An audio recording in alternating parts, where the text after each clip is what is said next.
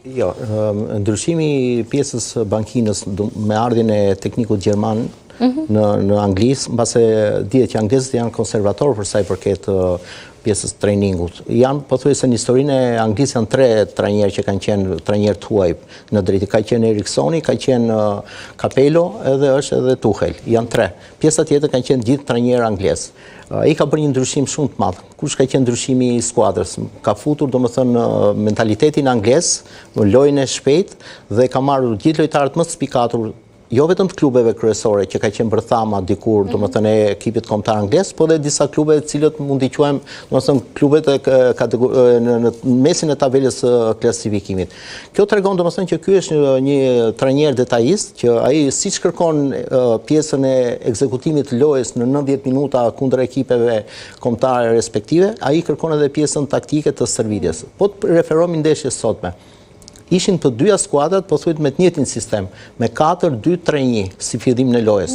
Dhe po të shikosh pjesën e parë, skuadra jon pat një vendosje shumë të mirë, duke filluar që nga qendra, nga Uzuni, fillonte mbrojtja në pjesën ofensive të skuadrës tonë, dy qendërmbrojtësat e skuadrës angleze, të cilët në pjesën e shtatlartësisë, në luftën në ajrin janë zakonisht nga lojtarët më të mirë në botë. Atëherë mendoj që Silvino kishte bërë zgjedhjen e dur, kishte futur Uzunin për t'i ngacmuar këto në pjesën e mbrapa shpine që i themi ne me topat gjatë. Dhe patëm 2-3 raste të mirëfillta me pasin e gjatë që ne mund të rrezikonim.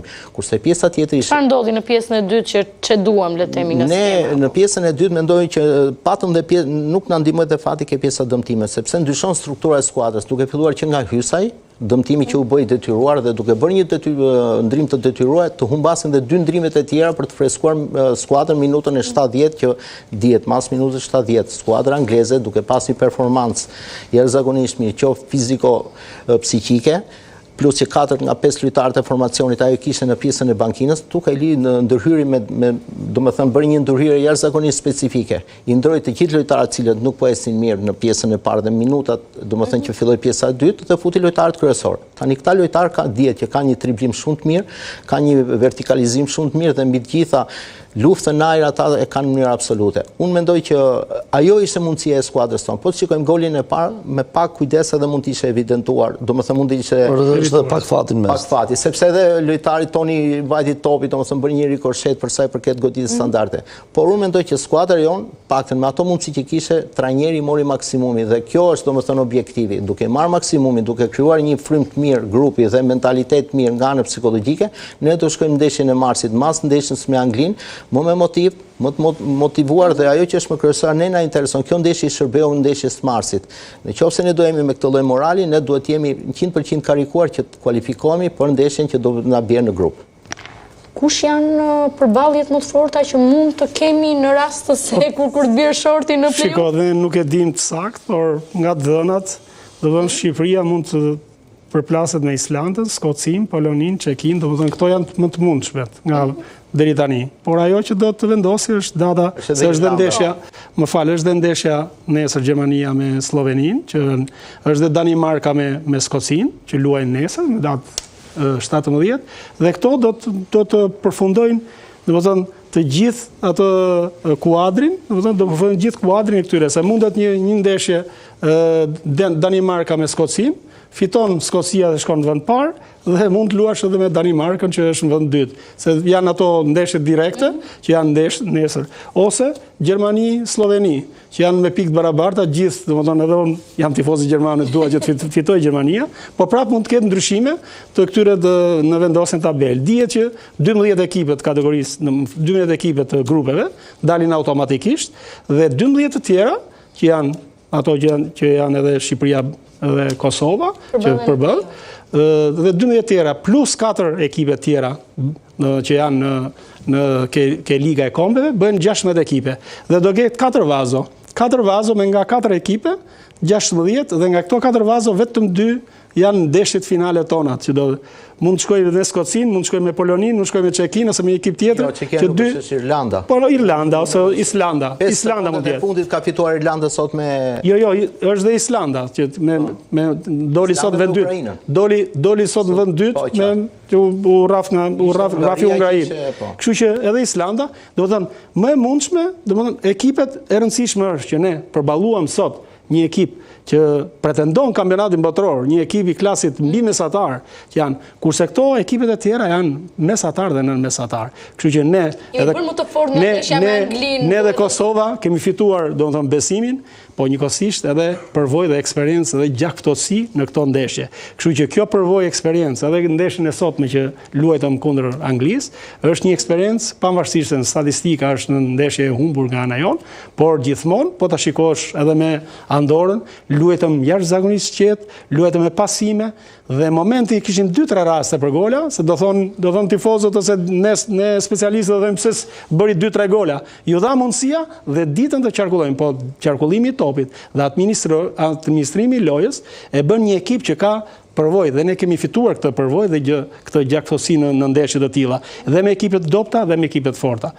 Kështu që është një përvojë e jashtëzakonshme dhe mendoj që me këto ekipe që do dalim në mbas datës 20 që do luajnë në mars, kjo përvojë dhe kjo eksperiencë do të na vlejë që ne të kalojmë dhe ato 2 ndeshjet e play-offit që dalim për kampionatin botror.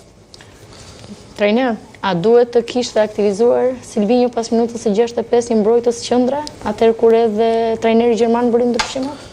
Jo, mendoj që duhet të kishte freskuar ekipin pak më përpara, më bënte ndrimet pak më përpara, pasi edhe Bajrami mendoj që edhe duke mos luajtur tek ekipi vet, mendoj që fizikisht po bjende, por edhe me një mesfushor qendre mund ta ndronte, por mund të ishte Qazim Laçi, pasi edhe kishte sakrifikuar ndeshjen me Andorrën dhe mendoj që fizikisht edhe vrapoi pafund, mendoj që ishte një nga ndërlojtarët më të mirë fush, mënyrë se si presonte dhe bënte pressing te mbrojtësit kundërshtar, por mendoj që deri diku ishte edhe një ndeshje që nuk kishte presion, do ta them edhe këtë. Me ishin të përgatitur, le themi që do humnin edhe... Jo, ishte ndeshje nuk ishte presion se pasi rezultati nuk është se as Anglisë dhe neve nuk është ndikonte. Kjo është e gjitha. Mendoj që ndeshja jonë dhe finale jonë ishte ndeshja me Andorrën. Nuk ishte një ndeshje i shkallës vështirësie shumë më të lartë se Anglia, në çështjet e presionit, psikologjisë dhe të gjithë lojtarëve, sepse nëse ne nuk fitonim atë ndeshje, me Anglinë do ishte një ndeshje pothuajse e mbyllur, nuk ishte histori. Por momenti që ne morëm atë ndeshje atje kishim më shumë liri psikologjike dhe po ta shohësh edhe veprimet që ne kishim gjatë ndeshjes si individuale, por si grup, kishte më qartësi dhe kishte më mendime të shpejta, më shumë shpejtësi mendimi dhe më shumë shpejtësi veprimi, sepse të gjitha ato ndikojnë nga ana psikologjike dhe nga lirshmëria dhe nga mos presioni që mund të ketë ndeshja. Profesor, a tregoj kjo ndeshje që jemi gati për të përballuar çdo rival në play-off? Bazuar dhe në ato që tha profesori, që janë kryesisht mesatare poshtë, ndërsa anglezët janë mesatare lart shumë lart. Mendoj që kjo ndeshje domethënë e rritin ritmin domethënë në mënyrën se si ekzekuton Silvinjo skuadrën. Kush ishte pozitive kësaj ndeshje? Po shikosh kishim 5 lëvizje informacionit stabil për efekte kartonesh që ai ruajti lojtarët për qenë në ndeshjen e marsit, sepse nëse ata do luanin sot dhe do merrnin karton, do skualifikoheshin ndeshjen e marsit.